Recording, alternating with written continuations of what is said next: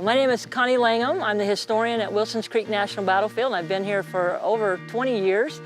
We're standing in front of the John Ray House, originally started construction in 1852, finished in 1853, and is a field hospital during the Battle of Wilsons Creek on August 10th, 1861. The Battle of Wilsons Creek is fought very early in the war. War starts in April, war fought in August. There's no blue or gray yet. We're the first large battle west of the Mississippi River. And we have the distinction or honor, whichever you choose to believe. We have the first Union general killed in combat here at the Battle of Wilsons Creek, and that's General Nathaniel Lyon. The Union Army comes out here to make a stand, to drive the Southerners out of Missouri.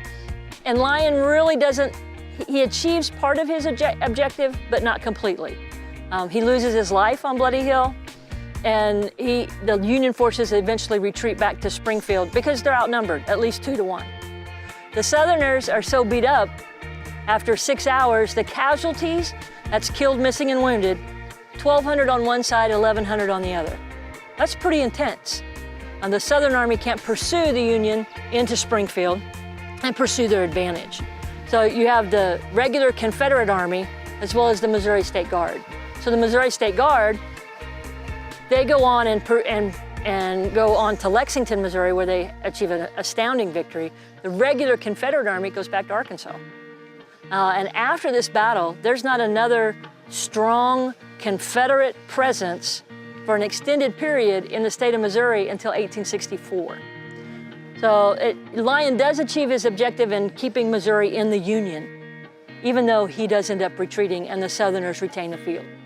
The Battle of Wilsons Creek played a pivotal role in keeping Missouri in the Union and forever shaping the future of our state. Just like in so many other aspects of Missouri, the farmers in the area, their land and their crops played a key role in the battle's outcome. It's always been said that an army moves on its stomach, and it's the same principle during the Civil War.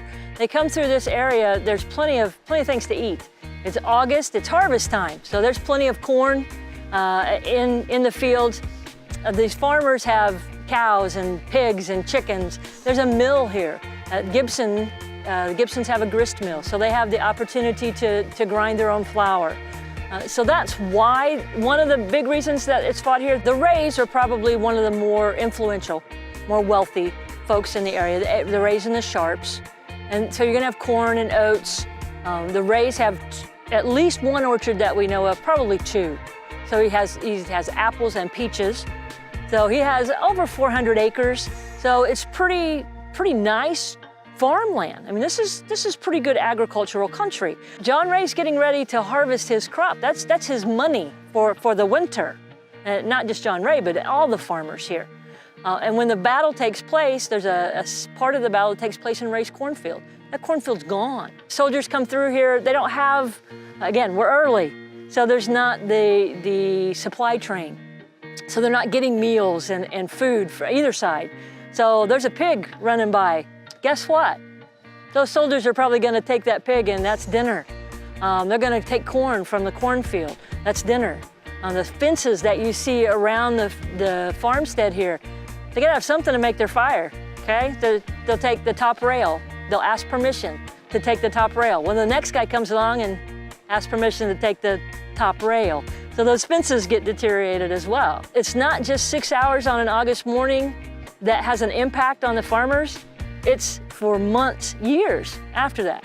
Wilsons Creek National Battlefield was dedicated in 1961 and today sits on 2,000 acres in Republic. The National Park Service strives to keep the land as it was during the battle, which is why you can journey the premises through cornfields, hayfields, and orchards, and see reconstructed farm homes. Today, they look to protect the surrounding area from urban encroachment. I'm Ted Hilmer, the superintendent of Wilsons Creek National Battlefield. The NRCS, as I understand it too, they have a program, and it's basically conservation easements, and we buy the actual easements from willing sellers, which basically allows us to keep the area around the park as an open area, cultural landscape as we like to call it, farm area. NRCS is very concerned about the soil and the land itself. It fits in well with them, fits in well with our mission, and we're here to preserve this landscape for future generations. If you're looking to enjoy a piece of history that preserves Missouri's rich agricultural heritage, take a visit to Wilson's Creek National Battlefield.